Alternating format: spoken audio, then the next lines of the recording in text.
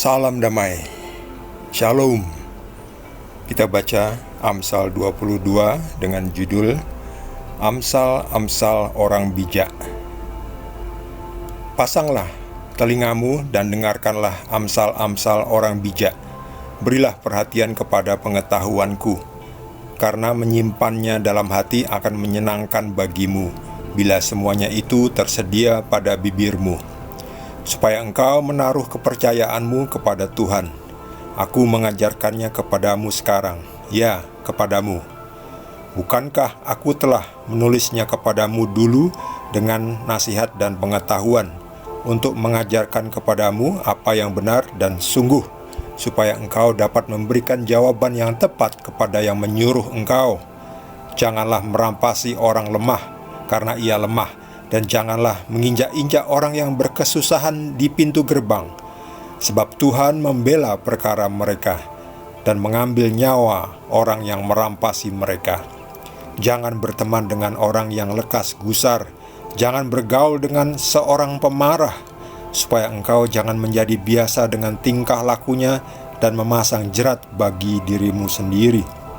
Jangan engkau termasuk orang yang membuat persetujuan dan yang menjadi penanggung hutang. Mengapa? Orang akan mengambil tempat tidurmu dari bawahmu bila engkau tidak mempunyai apa-apa untuk membayar kembali. Jangan engkau memindahkan batas tanah yang lama yang ditetapkan oleh nenek moyangmu. Pernahkah engkau melihat orang yang cakap dalam pekerjaannya? Di hadapan raja-raja ia akan berdiri, bukan di hadapan orang-orang yang hina. Demikian Amsal Salomo. Salomo adalah seorang raja yang bijaksana, menulis Amsal. Isinya tentang kata-kata bijaksana. Salomo mengingatkan soal hutang. Jangan engkau termasuk orang yang membuat persetujuan dan yang menjadi penanggung hutang. Hutang itu nggak apa-apa, dalam tanda kutip, asal bisa bayar. Punya penghasilan, silahkan hutang. Tapi hutang juga, ya hutanglah dengan bijaksana juga. Kalau tidak butuh atau bisa menunggu sampai gajian, kenapa harus hutang sekarang? Jangan buru-buru, sebab terburu-buru itu juga nanti akan makin tergoda untuk hutang lebih banyak lagi, bahkan nanti mungkin melebihi penghasilan. Nah, itu sudah payah, nanti akan dikejar-kejar hutang. Bahkan kalau Anda menjadi penanggung orang yang berhutang, kalau orang itu nanti nggak bisa bayar, maka tempat tidurmu akan diambil. Nanti harus tidur di lantai, kedinginan. Jadi kalau tidak punya penghasilan, janganlah hutang. Yang punya kartu kredit, dihitung-hitung. Apakah gajimu untuk bulan depan sudah akan terpotong untuk membayar hutang yang belum lunas? Jadi jangan hutang lagi.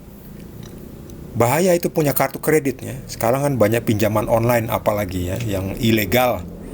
Itu bahaya. Jangan suka hutang. Saya tuh nggak suka hutang. Kalau bisa nabung dulu, baru beli. Kalau sudah cukup uangnya, baru beli. Hutang itu adalah sebuah hutang. Artinya minjam itu adalah hutang, maksud saya. Minjam itu adalah hutang yang harus dilunasi. Hutang itu harus dilunasi. Kalau tidak mau melunasi, itu namanya minta ya. Minta belum tentu diberi, apalagi hutang juga sama saja. Kalau nggak bisa bayar, makanya kalau mau mengajukan kredit, kira-kira orang ini bisa bayar nggak? Jangan-jangan nanti di tengah jalan kesulitan bayar, lalu menjadi masalah ya, harus ditagih-tagih. Apalagi kalau tidak ada agunan. Ada agunan pun, agunannya harus dicairkan, harus dijual, harus dilelang. Susah. Jadi hutang itu harus dihitung-hitung, bisa bayar nggak. Hutang juga harus yang produktif, jangan untuk konsumtif. Sudah nggak punya penghasilan, masih berhutang untuk beli HP baru. Jangan tergiur oleh promosi-promosi ya. Promosi motor baru, mobil baru, lalu kartu kreditnya dipol, dihutang sampai batas limit.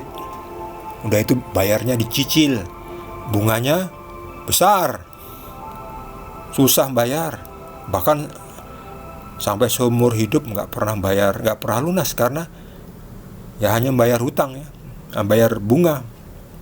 Memang mungkin nggak ada niat untuk melunasi, atau nggak punya uang untuk melunasi. Jadi hutang itu yang produktif ya, untuk produktif ya. Dan dihitung kira-kira bisa nggak membayar ya, menyaur cicilannya. Jangan terburu-buru. Dengan hutang itu orang bisa menjadi pecah hubungan saudara, hubungan teman, bahkan menjadi musuh. Jadi janganlah hutang kalau tidak perlu. Kalau perlu, dihitung lagi apakah bisa bayar. Kalau nggak bisa bayar, tetap jangan berhutang. Walaupun Anda perlu pinjaman, tapi kalau Anda nggak bisa bayar, Anda minta sama orang. Saya nggak bisa bayar, saya mau minta, saya nggak akan mengembalikan. Ya biasanya nggak akan dikasih ya, apalagi mintanya besar ya. Kalau mintanya mungkin cuma 50.000 mungkin masih dikasih ya. Itu ya. Jadi kalau Anda nggak bisa bayar, jangan hutang. Anda akan dikejar-kejar hutang, dan itu membuat hidup susah. Bagi saudara yang mendapatkan tambahan penjelasan dari Tuhan Yesus, boleh juga berbagi dengan kita semua yang belum subscribe. Jangan lupa di subscribe dan juga di like. Kita akan lanjutkan dengan Amsal berikutnya. Terima kasih. Tuhan Yesus berkati kita semua.